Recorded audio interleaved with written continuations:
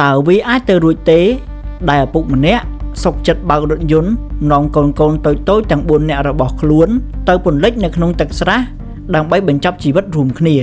ឬមួយនេះគឺជាការរៀបចំយ៉ាងសាហាវឃោរឃៅរបស់ឃាតករឈាមត្រជាក់ដើម្បីបិទបាំងការពិតដ៏ខ្មៅងងឹតរបស់ពួកគេសូមស្វាគមន៍មកកាន់ការស៊ើបអង្កេតអាថ៌កំបាំងដ៏រន្ធត់បំផុតមួយនេះរឿងរ៉ាវមួយនេះបានកើតឡើងនៅក្នុងខេត្តកំពង់ស្ពឺនៃប្រទេសកម្ពុជាកាលពីឆ្នាំ2012រឿងក្តីរបស់លោករ៉ូឡង់វ៉ាល់យេនិងកូនតូចៗទាំង4នាក់មិនត្រឹមតែជារឿងក្តីបាត់ខ្លួនធម្មតានោះទេប៉ុន្តែវាគឺជាសំណុំរឿងដែលពោពេញទៅដោយតម្រុយមិនប្រក្រតីចាត់តាំងពីលេខរថយន្តដែលស្ថិតនៅលេខទទេរហូតដល់កាបូបស្ពាយដាក់ដុំថ្មដែលជាប់នឹងសាកសពថ្ងៃនេះយើងនឹងទៅពិនិត្យមើលតម្រុយថ្មីនិងវិភាគកោសលវិច័យដែលនាំឲ្យតុលាការបារាំងបដិសេធទ្រឹស្ដីអត្តឃាតហើយងាកមកបើកសំណុំរឿងក្តីថ្មីដែលជាអំពើឃាតកម្មទៅវិញតើមានអ្វីកើតឡើងឲ្យពិតប្រាកដនៅយប់នោះតើអ្នកណាខ្លះនឹងទទួលបានផលប្រយោជន៍ពីករណីគ្រួសារបារាំងដែលស្លាប់មួយគ្រួសារបែបនេះចូលរួមជាមួយខ្ញុំដើម្បីស្វែងរកការពិតដែលលាក់ទុកនៅក្នុងបាតស្រះទឹកអស់រយៈពេលជាង10ឆ្នាំមកនេះសាកសពក្រុមគ្រួសារជនជាតិបារាំងដែលមានសមាជិករហូតដល់5នាក់គឺឪពុកនិងកូនតូច4នាក់ដែលបាត់ខ្លួនជាង1ឆ្នាំមកហើយនោះត្រូវបានគេរកឃើញនៅក្នុងរថយន្តមួយគ្រឿងដែលគេទម្លាក់នៅក្នុងទឹកស្រះនៅខាងក្រោយផ្ទះរឿងក្តីឃាតកម្មលើគ្រួសារបារាំងគួរឲ្យភ្ញាក់ផ្អើលបំផុតនាដើមឆ្នាំ2012គឺជាការស្លាប់របស់ជនជាតិបារាំងរួមជាមួយនឹងកូនតូច4នាក់រឿងក្តីមួយនេះបានកើតឡើងនៅភូមិទួលធ្នង់សង្កាត់រកាធំក្រុងច្បារមនខេត្តកំពង់ស្ពឺកាលពីថ្ងៃទី14មករាឆ្នាំ2012រហូតមកដល់ពេលនេះមូលហេតុនៃការស្លាប់របស់ជនជាតិបារាំងនេះមិនទាន់បានបង្ហើបឲ្យដឹងថាបែបណានោះទេខណៈសមត្ថកិច្ចគ្រប់លំដាប់ថ្នាក់និងស្ថានទូតបារាំងប្រចាំប្រទេសកម្ពុជាកំពុងតែស៊ើបអង្កេតយ៉ាងស្ងៀមស្ងាត់ជុំវិញករណីនេះប្រយោជន៍ដើម្បីឲ្យរកឃើញថាតើរឿងក្តីឃាតកម្មលើក្រុមគ្រួសារជនជាតិបារាំងដែលធ្វើឲ្យមានការចាប់អារម្មណ៍ជាទូទៅនេះមានដំណើរសាច់រឿងទៅជាយ៉ាងណាតោះយើងទៅសម្រាយលម្អិតសាច់រឿងនេះទាំងអស់គ្នាលោករ៉ូឡង់វ៉ាល់យេមានអាយុ42ឆ្នាំលោកមានប្រពន្ធជាជនជាតិខ្មែរឈ្មោះថាលួតស៊ីណាហៅច្រឹបនិងមានកូនសរុបចំនួន5នាក់ប៉ុន្តែនៅថ្ងៃកើតហេតុកូនស្រីច្បងរបស់លោកឈ្មោះថាដាណាដែលមានអាយុប្រហែល11ឆ្នាំមិនបាននៅក្នុងរថយន្តនោះទេដោយសារតែនាងកំពុងស្នាក់នៅជាមួយនឹងសាច់ញាតិខាងម្ដាយនៅឯទីក្រុងភ្នំពេញការដែលកូនស្រីច្បងរួចផុតពីគ្រោះថ្នាក់នេះក៏ជាចំណុចដែលធ្វើឲ្យអ្នកស៊ើបអង្កេតដាក់មន្ទិលសង្ស័យលើទ្រឹស្ដីអត្តឃាតរួមគ្នាផងដែរឥឡូវនេះយើងមកស្គាល់ពីកូនទាំង4នាក់ដែលស្លាប់នៅក្នុងរថយន្តទាំងអស់គ្នាកូនទី1មានឈ្មោះថារ៉ាមីអាយុ9ឆ្នាំកូនទី2មានឈ្មោះថាសាមីអាយុ7ឆ្នាំកូនទី3មានឈ្មោះថាធីណាអាយុ4ឆ្នាំកូនទី4មានឈ្មោះថាប៉ូលអាយុ2ឆ្នាំលោកវ៉ាល់យេដំបូងឡើយលោកបានរស់នៅឯខេត្តព្រៃវែងនិងមានកូនចំនួន3នាក់រួចទៅហើយជាមួយប្រពន្ធខ្មែរលុះពេលផ្លាស់ប្ដូរមករស់នៅឯខេត្តកំពង់ស្ពឺក៏បានសម្រាលកូនប្រុសមួយទៀតតែជាអកុសលប្រពន្ធរបស់លោកបានស្លាប់ដោយសារបញ្ហាសុខភាពក្រោយពេលសម្រាលកូនរួចមួយរយៈនៅក្នុងមន្ទីរពេទ្យនៃខេត្តកំពង់ស្ពឺដោយបន្សល់ទុកកូនប្រុស2នាក់និងកូនស្រី2នាក់ឲ្យលោកវ៉ាល់យេចិញ្ចឹមបន្តក្នុងនាមជាបុរសពោះម៉ាយការបាត់បង់ភរិយានេះធ្វើឲ្យលោកវ៉ាល់យេត្រូវរ៉ាប់រងចិញ្ចឹមកូនទាំង4នាក់តែម្នាក់ឯងក្នុងស្ថានភាពជីវភាពដ៏លំបាកនិងរងសម្ពាធផ្លូវចិត្តយ៉ាងខ្លាំងតាមសម្ដីរបស់អ្នកភូមិក៏ដូចជាបងប្អូនសាច់ញាតិរបស់ប្រពន្ធជនជាតិបារាំងរូបនេះបាននិយាយថាលោកវ៉ាល់យេស្រឡាញ់កូនស្មើជីវិតនិងចេះថ្នាក់ថ្នមប្រពន្ធកូនខ្លាំងណាស់ដោយសារស្រឡាញ់ប្រពន្ធពេកលោកបានយកធាតុប្រពន្ធមករក្សាទុកនៅជាប់ខ្លួនជានិច្ចបើទោះបីជាការបើកបររថយន្តទៅណា ក៏ធៀបប្រពន្ធយកទៅដាក់តាមឡានទៅជាមួយគ្នាផងដែរលោកវរយេបានបញ្ជូនកូនទៅរៀននៅបឋមសិក្សាដើម្បីអនុវត្តរៀនភាសាខ្មែរហើយពួកកូនរបស់គាត់គឺចេះខ្លាំងណាស់គឺចេះនិយាយខ្មែរនិងចេះនិយាយបារាំងថែមទៀតផងតាមអ្នកភូមិដែលធ្លាប់ចេញចូលពេលនាងជាប្រពន្ធខ្មែរនៅរស់បាននិយាយថាក្រោយប្រពន្ធបានស្លាប់រួចលោកវរយេមានអារម្មណ៍ពុំល្អនោះទេគឺតែងតែមួម៉ៅនៅក្នុងចិត្តជានិច្ចលោកវរយេចេះនិយាយភាសាខ្មែរបានល្អណាស់បុរសជនជាតិបារាំងនេះស្រឡាញ់រាប់អានអ្នកភូមិឯអ្នកភូមិក៏ស្រឡាញ់រាប់អានលោកដូចគ្នាគឺមិនដែលមានបញ្ហាជាមួយគ្នានោះទេតែសម្រាប់អ្នកក្រៅពុំអនុញ្ញាតឲ្យចូលបរិវេណផ្ទះរបស់លោកនោះទេព្រោះពុំធ្លាប់ស្គាល់គ្នាពិសេសលោកវរយេពុំសូវនៅផ្ទះប៉ុន្មានទេជុំវិញមរណភាពរបស់គ្រួសារជនជាតិបារាំងរហូតដល់ការប្រទះឃើញសាកសពគឺផ្ដើមចេញពីការបាត់ខ្លួនរបស់បុរសពោះម៉ាយរូបនេះព្រមទាំងកូនតូចៗចំនួន4នាក់ត្រូវបានសមត្ថកិច្ចធ្វើការតាមដានអស់រយៈពេល3លើកទី1គឺចាប់ផ្ដើមភ្ញាក់ផ្អើលពីប្រជាពលរដ្ឋនៅក្នុងភូមិពីការបាត់ខ្លួនដោយគ្មានដំណឹងតាំងពីក្នុងកំឡុងពេលបុណ្យភ្ជុំបិណ្ឌនៃខែកញ្ញាហើយការបាត់ខ្លួននេះធ្វើឲ្យមានការឆោឡោយ៉ាងខ្លាំងនៅថ្ងៃទី5ខែធ្នូឆ្នាំ2011ដោយសមត្ថកិច្ចបានចោះទៅត្រួតពិនិត្យនៅក្រៅបរិវេណនៃផ្ទះទាំងពីរតែពុំមានលទ្ធផលអ្វីនោះទេដោយបានទុកស្ថានភាពនោះឲ្យនៅដដែលលើកទី2ក៏មានការត្រួតពិនិត្យម្ដងទៀតពោលគឺ1ខែក្រោយមកនៅថ្ងៃទី5ខែមករាឆ្នាំ2012ដោយមានការចូលរួមពីសមាជិកចម្រុះពាក់ព័ន្ធនឹងការបាត់ខ្លួនជនជាតិបារាំងនេះក៏បានធ្វើការចូលទៅក្នុងផ្ទះដើម្បីឆែកឆេរតែការឆែកឆេរនៅក្នុងផ្ទះពុំបានបង្ហាញថាពួកគេស្ថិតនៅក្នុងផ្ទះឡើយការឆែកឆេរលើកទី3ក៏បានកើតឡើងនៅថ្ងៃទី14ខែមករាគឺជាថ្ងៃដែលបង្ហាញច្បាស់ថាការបាត់ខ្លួនរបស់លោកវរយេនិងកូនតូចៗទាំង4នាក់គឺមិនបានទៅណាទេគឺពួកគេបានស្លាប់ទាំងអស់គ្នាហើយការភ្ញាក់ផ្អើលជុំវិញហេតុការណ៍នេះបានកើតឡើងដោយសារតែអ្នកភូមិម្នាក់ឈ្មោះថាផាតមានទីលំនៅនៅកន្លែងកើតហេតុបានទៅតាក់រលកក្បែររបងផ្ទះលោកវរយេលោកផាតបានបន្តទៀតថាលោកបានទៅដល់ចិត្តនឹងស្រះទឹក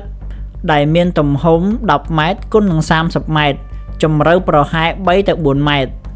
ដោយសារតែគាត់បានឃើញដំបូលនៃផ្នែកខាងក្រោយដណ្ដែតប្រហែលជា2ទឹក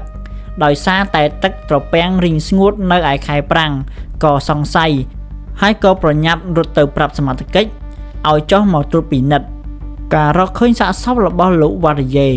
និងកូនទាំង4នាក់ត្រូវបានតុលាការកម្ពុជាសង្ស័យថា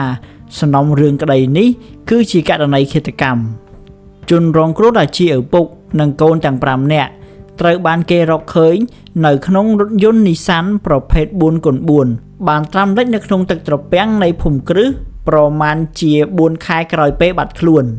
អ្វីដែលគួរឲ្យតក់ស្លុតនោះគឺនៅក្នុងរថយន្តដែលចាក់សោជាប់មានសាកសពនៅសល់តែគ្រោងឆ្អឹងរបស់មនុស្សទាំង5នាក់ម្នាក់ជាមនុស្សចាស់និង4នាក់ទៀតជាកុមារហួសពីអ្វីដែលគេអាចយល់បាន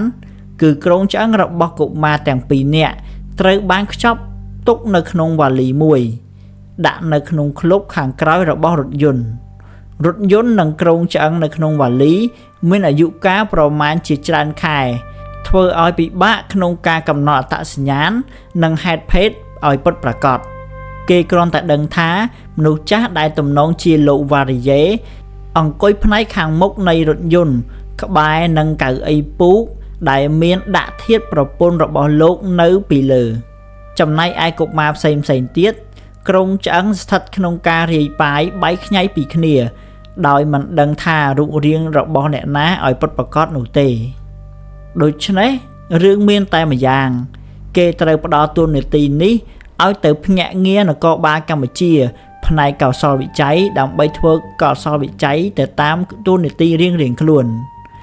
តែមិនដូចជាការសង្ឃឹមទុកឡើយព្រោះប៉ុន្មានថ្ងៃក្រោយមកគេនៅតែរកឃើញកំទេចឆ្អឹងទាំងនេះនៅរាយប៉ាយលើដី នៅជុំវិញផ្ទះដដែលចំពោះស្លាកស្នាមគួរឲ្យសង្ស័យករណីនេះជាករណីសម្លាប់ខ្លួនរបស់លោកវ៉ារីយេតែក្រុមគ្រួសារដែលជាជនជាតិបារាំងថាជារឿងមួយដែលមិនគួរឲ្យជឿសោះឡើយសំណុំរឿងក្តីមួយនេះបានសើរើឡើងកុសកកាយឡើងវិញដោយមកពីខាងបងប្អូនទាំងប្រុសទាំងស្រីរបស់លោកវ៉ារីយេបានដាក់ពាក្យបណ្ដឹងមួយទៅកាន់តុលាការក្រោមបទសង្ស័យករណីឃាតកម្មក្នុងពេលបច្ចុប្បន្ននេះចៅក្រមកម្ពុជានៅក្នុងខេត្តកំពង់ស្ពឺកំពុងតែធ្វើការក្នុងករណីនេះយ៉ាងជិតស្និទ្ធជាមួយនឹងចៅក្រមស៊ើបអង្កេតរបស់ប្រទេសបារាំងមកពីទីក្រុងប៉ារីសធាតុពិតខ្លះៗនៃការស៊ើបអង្កេតបើទោះបីជាលោកចេញទៅនៅប្រទេសកម្ពុជាដែលជាស្រុកកំណើតរបស់ភរិយាក៏ដោយក៏ជនបរទេសរូបនេះតែងតែឲ្យដំណឹងរវាង15ថ្ងៃម្ដងទៅគ្រួសារលោកនៅក្នុងប្រទេសបារាំងជានិច្ចប៉ុន្តែនៅខែកញ្ញាឆ្នាំ2011គ្រួសាររបស់លោកវ៉ារីយេនៅប្រទេសបារាំងបានបាត់ដំណឹងសូនឆឹងពីវត្តមានលោកក្រុមគ្រួសារដែលរស់នៅទីនោះនៅប៉ែកខាងត្បូងនៃប្រទេសបារាំងទាំងនេះបានយល់ថាជាការបាត់ខ្លួនដ៏ចម្លែកក្នុងពេលនោះអាជ្ញាធរខ្មែរមិនសូវជាយកចិត្តទុកដាក់ក្នុងការឲ្យដំណឹងពីការបាត់ខ្លួនរបស់លោកវ៉ារីយេទៅកាន់ស្ថានទូតបារាំងដែលប្រចាំការនៅទីក្រុងភ្នំពេញឡើយដោយគ្រាន់តែបានចោះត្រួតពិនិត្យនៅក្នុងភូមិគ្រឹះទទេដែលជារបស់លោកវ៉ារីយេធ្លាប់រស់នៅជាមួយនឹងប្រពន្ធកូនទាំង4នាក់ប៉ុណ្ណោះតាមការទទូចសុំរបស់អាជ្ញាធរដែនដីសាកសពទាំងនេះវិសតែត្រូវបានគេបញ្ចុះរួចទៅហើយនៅមុនកិច្ចអន្តរាគមន៍នៃកិច្ចការទូតបារាំងដែលបានសុំឲ្យផ្អាកនៃការបញ្ចុះសាកសពទាំងនោះការចាត់តាំងដោយក្រសួងការបរទេសក្រុមការងារមួយនៃវិទ្យាស្ថានស្រាវជ្រាវឧក្រិដ្ឋកម្មរបស់ប្រទេសបារាំងបានចុះមកកម្ពុជាដើម្បីធ្វើកសោបវិច័យនិងសិក្សាទៅលើ DNA ឡើងវិញរបស់សាកសពទាំងអស់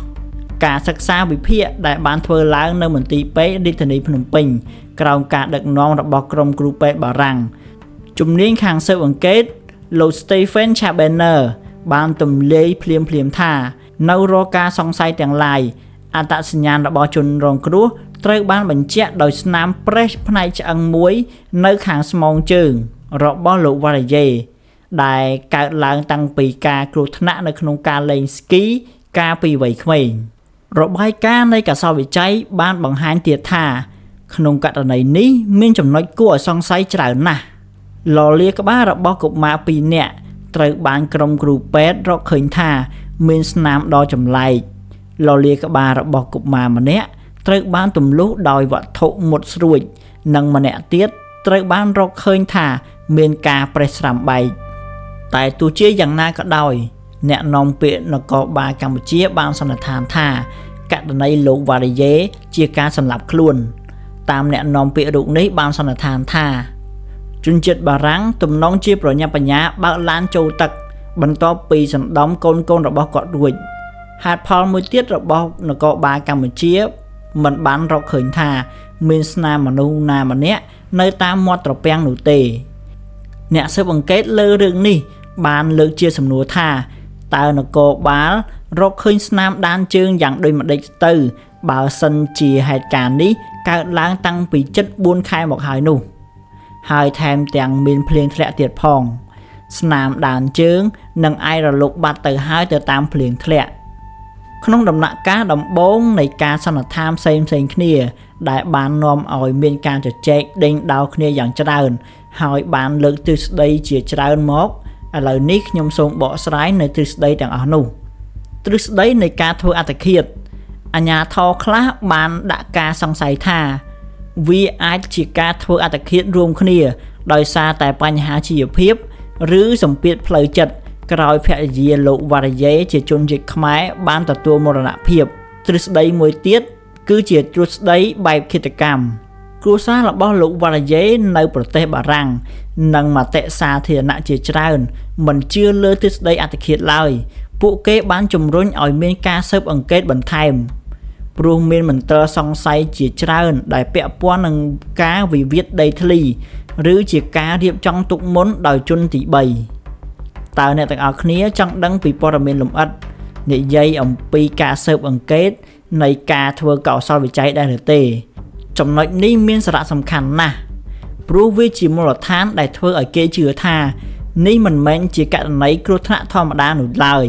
ពេលនេះយើងក្រឡេកទៅមើលភស្តុតាងរបស់រថយន្តវិញម្ដងស្ថានភាពរថយន្តត្រូវបានរកឃើញក្នុងស្ថានភាពដាច់លេខដែលនាំឲ្យមានការចម្ងល់យ៉ាងខ្លាំង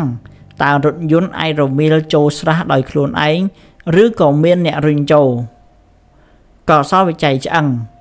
អ្នកជំនាញបារាំងបានរកឃើញថាសាកសពរបស់លោកវ៉ារ៉ាយេមានស្នាមប្រេះស្រាំនៅត្រង់ក្បាលនិងចិញ្ចឹងកដែលជាសញ្ញានៃការប្រើអំពើហិង្សាមុនពេលស្លាប់នេះគឺជាចំណុចរបត់ដែលធ្វើឲ្យតុលាការបារាំងបើកសំណុំរឿងក្តីឃាតកម្មជាងរឿងក្តីអត្តឃាតកម្រិតទឹកក្នុងស្រះមានការលើកឡើងថានៅពេលកើតហេតុកម្រិតទឹកក្នុងស្រះមិនជ្រៅខ្លាំងរហូតដល់មិនអាចបើកទ្វាររថយន្តចេញបាននោះទេប្រសិនបើជនរងគ្រោះនៅមានស្មារតីជាប់ខ្លួនរឿងក្តីមួយនេះត្រូវបានអូសបន្លាយជិត2ឆ្នាំបន្ទាប់ពីសាកសពរបស់លោកនិងកូនប្រុសទាំង4នាក់ត្រូវបានរកឃើញនៅក្នុងទឹកត្រពាំងនៃបរិវេណគេហដ្ឋានប្រព័ន្ធយុត្តិធម៌កម្ពុជាសហការជាមួយនឹងអាជ្ញាធរបារាំងកំពុងតែតាមប្រម៉ាញ់ស្វែងរកជននៅពីក្រោយខ្នងហេតុការណ៍ដែលការស៊ើបអង្កេតនៅលើសំណុំរឿងក្តីបានឈានទៅបន្តិចម្ដងឆ្ពោះទៅរកករណីឃាតកម្មជាមួយនឹងពាក្យបណ្ដឹងរបស់ក្រុមគ្រួសារលោកវ៉ារ៉ាយេនៅឯប្រទេសបារាំងមានចៅក្រមមួយរូបបានចាត់តាំងឲ្យទទួលបន្ទុកនៃកិច្ចការនេះបានចុះទៅប្រទេសកម្ពុជាដោយផ្ទាល់ដើម្បីបើកកកាយសំណុំរឿងនេះឲ្យកើតឡើងវិញសមត្ថកិច្ចនគរបាលកម្ពុជាដែលទំនងជាចង់បិទសំណុំរឿងក្តីក្នុងដំណាក់កាលដំបូងនៃការស៊ើបអង្កេតរបស់ខ្លួនបានដាក់ការសង្ស័យទាំងអស់ជាករណីអត្តឃាតរបស់បុរសជនជាតិបារាំងជាមួយនឹងកូន4នាក់ជាលទ្ធផលពីការស៊ើបអង្កេតតែប៉ុន្មានសប្តាហ៍ប៉ុណ្ណោះចៅក្រមជនជាតិបារាំងដែលមកពីតុលាការទីក្រុងប៉ាឡីសបានរកឃើញថាសំណុំរឿងក្តីនេះស្ថិតនៅឆ្ងាយពីអំពើអត្តឃាតខ្លាំងណាស់កាលពីថ្ងៃសុក្រទី22ខែមិនិនាសេចក្តីប្រកាសព័ត៌មានរបស់ស្ថានទូតបារាំងប្រចាំប្រទេសកម្ពុជាបានបញ្ជាក់ថាជំហានទាំងនេះបានអនុញ្ញាតឲ្យដឹងចាប់ពីពេលនេះតទៅនៅការបញ្ជានៃសេចក្តីសន្និដ្ឋានដែលគិតថាជាករណីអត្តឃាតដោយសំអាងលើហេតុផលថាសម្រាប់ក្រុមគ្រួសារជនជាតិបារាំងលោកឡូរ៉ង់វ៉ាយេមិនមែនជាបរិសុទ្ធគិតខ្លីនោះទេចំណែកចៅក្រមស៊ើបអង្កេតខ្មែរនៅសាលាដំបូលខេត្តកំពង់ស្ពឺលោកឆែមរិទ្ធីបានលើកឡើងថាការរកឃើញស្នាមឈាមនៅលើខ្សែពួរនិងនៅក្នុងផ្ទះរបស់ជនរងគ្រោះលោកមានសេចក្តីសន្និដ្ឋានថានេះមិនមែនជាករណីអត្តឃាតនោះទេតាក់ទងនឹងសេចក្តីសន្និដ្ឋានដែលថាលោកវ៉ារ៉ាយេធ្វើអត្តឃាតដោយខ្លួនឯងគឺវាមិនទំនងនោះទេដោយសារតែមួយរយៈចុងក្រោយនេះលោកវ៉ារ៉ាយេបានលែងកាត់គូក៏ដូចជាសំណោះសំណោកពីការស្លាប់របស់ប្រពន្ធគាត់ទៀតហើយម្យ៉ាងទៀតលោកវ៉ារ៉ាយេទើបតែមានគម្រោងចង់បើកកន្លែងកំសាន្តលេងទឹកថែមទៀតផងនៅមុនពេលបាត់ខ្លួនរបស់លោកវ៉ារ៉ាយេមិត្តភ័ក្តិបារាំងដែលបានមកលេងផ្ទះរបស់គាត់ក៏បាននិយាយថាលោកវ៉ារ៉ាយេឥឡូវនេះមានអារម្មណ៍ល្អណាស់ចំណែកឯបងប្រុសរបស់លោកវ៉ារ៉ាយេរូបនេះទំនងជាប្រកាសក្នុងចិត្តយ៉ាងខ្លាំងដោយបានបញ្ជាក់ថាសាកសពកូនរបស់លោកវ៉ារ៉ាយេទាំងពីរត្រូវបានរកឃើញនៅក្នុងវ៉ាលីវាជាផ្នែកមួយនៃជំនឿនៅអាស៊ីសម្រាប់គាត់ដែលជាជនបរទេសឬក៏លោកវ៉ារ៉ាយេខ្លួនឯងផ្ទាល់ការដែលសម្លាប់កូនឬក៏ក្មេងៗតូចញាត់ចូលវ៉ាលីបែបនេះគឺជនជាតិបរទេសមិននឹកស្មានក៏ដូចជាមិននឹកឃើញក្នុងការធ្វើអំពើនេះទាល់តែសោះមានមតិវិភាគជុំវិញមូលហេតុនៃសោកនាដកម្មនេះអ្នកវិភាគនិងអ្នកតាមដានរឿងក្តីនេះបានលើកឡើងថាវាជាវិវាទដីធ្លីមានការសង្ស័យថាលោកវ៉ារ៉ាយេអាចមានចំនួនជាមួយបុគ្គលដែលមានអំណាចឬអ្នកជិតខាងជុំវិញរឿងកម្មសិទ្ធិដីធ្លីដែលគាត់កំពុងរស់នៅទ្រព្យសម្បត្តិនិងមរតកក្រោយប្រពន្ធរបស់គាត់ស្លាប់មានការវែកញែកដណ្ដោអំពីការគ្រប់គ្រងទ្រព្យសម្បត្តិដែលអាចជាដើមចមនៃចំនួនជាមួយសាច់ញាតិខាងប្រពន្ធឬអ្នកដទៃ ចំពោះការរៀបចំទុកជាមុនអ្នកវិភាគខ្លះយល់ថាការដែលសាកសពរបស់កូនទាំង4នាក់នេះនៅក្នុងឡានជាមួយនឹងឪពុកគឺជាការរៀបចំយ៉ាងសាហាវឃោរឃៅដើម្បីបំបិទភស្តុតាងនិងបញ្ចប់ខ្សែស្រឡាយគ្រួសារនេះតែម្ដងគួររំលឹកថាលោក Valier បានមកដល់ប្រទេសកម្ពុជានៅឆ្នាំ2000ដើម្បីប្រកបមុខរបរជាអ្នកមគ្គុទ្ទេសក៍ទេសចរណ៍លោកបានបើកហាងភោជនីយដ្ឋានមួយនិងផ្ទះសំណាក់ជាច្រើនប៉ុន្តែដោយសារតែលោកជាជនបរទេសច្បាប់ជនបរទេសរបស់ប្រទេសកម្ពុជាមិនអនុញ្ញាតឲ្យលោកអាចទិញផ្នែកអចលនទ្រព្យបានឡើយហេតុដូច្នេះនៅក្នុងពេលនោះលោកបានដាក់ឈ្មោះអតីតប្រពន្ធរបស់លោកដើម្បីទិញផ្ទះ2ខ្នងនិងដីស្រែជាច្រើនកន្លែងផ្សេងទៀតប៉ុន្តែក្រោយពេលដែលភរិយារបស់លោក Valier បានស្លាប់ទៅនៅក្នុងឆ្នាំ2009បញ្ហាមរតកដីធ្លីនេះបានក្លាយជាចំណោទយ៉ាងសំខាន់ដែលឈានទៅដល់ការស៊ើបអង្កេតក្នុងពេលបច្ចុប្បន្នបែរមុខព្រួញទៅរកនៃបញ្ហាចំនួនដីធ្លីនេះតាមចម្លើយរបស់ចៅក្រមឆែមរិទ្ធីបានធ្លាប់និយាយថាគ្រួសារខាងប្រពន្ធលោក Valier ទំនងជាចង់បានដីមរតកទាំងនោះលោកចៅក្រមបានបញ្ជាក់ទៀតថាក្នុងរយៈពេលចុងក្រោយនេះគ្រួសារជាជនជាតិខ្មែរទាំងនោះបានទទួលកម្មសិទ្ធិទៅលើដីធ្លីដែលធ្លាប់ជាកម្មសិទ្ធិរបស់អតីតប្រពន្ធរបស់លោក Valier នៅក្នុងស្រុកកំពង់ត្របែកខេត្តព្រៃវែងក្នុងពេលបច្ចុប្បន្នតុលាការខ្មែរបានផ្អាករាល់ការផ្លាស់ប្ដូរកម្មសិទ្ធិទាំងនោះដោយសារតែកំពុងធ្វើការស៊ើបអង្កេតនៅពេលដែលសាកសពលោក Valier បានស្រង់ឡើងពីត្រពាំងមកឪពុកក្មេករបស់លោក Valier គឺលោកទឹកឈួនបានអះអាងថាគាត់មិនជឿទាល់តែសោះថានេះជាករណីអត្តឃាតតែបានគិតពីតាំងដំបូងថាកុម្មុសានិងចៅរបស់លោកទាំង4ប្រកាសជាត្រូវបានគេធ្វើឃាតសម្រាប់សាក្សីម្នាក់បានសង្កត់ធ្ងន់ថាលោក Valier មានគេច្រណែនដោយសារតែលោកមានដីធ្លីអាចចាត់ទុកថាជាអ្នកមានម្នាក់នៅទីនោះប៉ុន្តែនៅពេលដែលមុនពេលបាត់ខ្លួនលោក Valier ធ្លាប់និយាយថាខ្លួនរបស់គាត់គឺលែងមានសមត្ថភាពទៀតហើយឆ្កែរបស់លោកធ្លាប់ត្រូវបានគេបំពុលឲ្យស្លាប់ហើយសម្ភារៈមួយចំនួននៅបរិវេណដីធ្លីរបស់គាត់ត្រូវបានគេលួចបំផ្លិចបំផ្លាញថែមទៀតផងគួររំលឹកដែរថាលោក Valier ធ្លាប់ផ្ដល់លុយកាក់ទៅដល់សមាជិកមួយចំនួននៃក្រុមគ្រួសាររបស់អតីតប្រពន្ធគាត់ប៉ុន្តែរហូតមកដល់បច្ចុប្បន្ននេះមុនពេលបាត់ខ្លួនលោក Valier បានផ្អាកក្នុងការឧបត្ថម្ភទៅទីនោះការផ្អាកលែងផ្ដល់ជំនួយលុយកាក់នេះហើយគឺអាចតាក់ទងនឹងទំនាក់ទំនងរវាងលោក Valier ក៏ដូចជាគ្រួសារអតីតខាងប្រពន្ធមានភាពស្មុគស្មាញនិងឃ្លាតឆ្ងាយពីគ្នាកាន់តែខ្លាំងឡើងអ្វីដែលជាក្តីសង្ឃឹមរបស់ក្រុមគ្រួសារជនជាតិបារាំងគឺយុត្តិធម៌ត្រូវបានរកឃើញសម្រាប់លោក Valier និងកូនទាំង4នាក់ដែលទើបតែមានអាយុ2ឆ្នាំដល់9ឆ្នាំត្រូវបានគេសម្លាប់យ៉ាងអណោចអធមនៅក្នុងរថយន្តដែលមិនធ្លាប់មានពីមុនមកមិនបានប៉ុន្មានក៏មានតម្រុយថ្មីពីការស្លាប់របស់លោក Valier មនុស្សចំនួន5នាក់ក្នុងនោះមានសាច់ញាតិក៏ត្រូវបានកោះហៅមកសាកសួរនៃការស៊ើបអង្កេតរយៈពេល1ឆ្នាំកន្លងនេះដែរលើករណីស្លាប់ដ៏កំបាំងរបស់ជនជាតិបារាំងម្នាក់និងកូនចំនួន4នាក់នេះបើយោងតាមតុលាការបានដឹងថានៅថ្ងៃពុធប្អូនស្រីថ្លៃឪពុកក្មេកនិងម្ដាយក្មេករបស់លោក Valier ត្រូវបានសួរចម្លើយបន្ទាប់ពីអ្នកទាំងអស់គ្នានឹងបានដាក់បានសុំកម្មសិទ្ធិលើទ្រព្យសម្បត្តិពីកន្លែងរបស់លោក Valier ដែលទ្រព្យសម្បត្តិមួយកន្លែងមានទំហំដីប្រមាណជា1ហិកតានិងមានផ្ទះធំនិងរោងគោផងដែរបន្ទាប់ពីការសាកសួររបស់ចៅក្រមបានចម្លើយថាឪពុកក្មេកនិងប្អូនស្រីថ្លៃលើបានកម្មសិទ្ធិដីធ្លីប៉ុន្តែពួកគេមិនមែនជាជនសង្ស័យជាផ្លូវការឡើយព្រោះតុលាការមិនមានភស្តុតាងដើម្បីបញ្ជូនសំណុំរឿងនេះទៅក្រសួងមហាផ្ទៃនៅឡើយទេ